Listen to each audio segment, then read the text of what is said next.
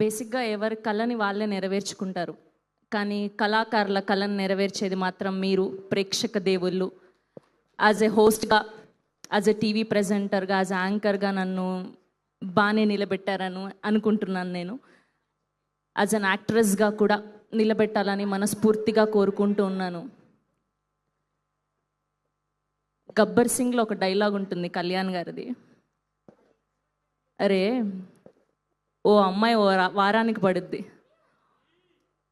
ఓ అమ్మాయి ఓ నెలకు పడుద్ది, ఓ అమ్మాయి ఓ సంవత్సరానికి పడుద్ది, అమ్మాయి అన్నాక మగాడికి పడాలి, పడి తీరాల్సిందే అని. అండ్ ఈ డైలాగ్ ఎందుకు చెప్తున్నానంటే,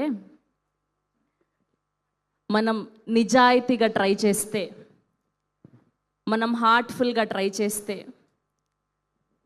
మనం చేసే ఏ వర్క్ అయినా సరే ఒకరికి ఒక నెలలో సక్సెస్ రావచ్చు, ఒకరికి ఒక సంవత్సరంలో సక్సెస్ రావచ్చు, ఒకరికి 5 సంవత్సరాల్లో సక్సెస్ రావచ్చు.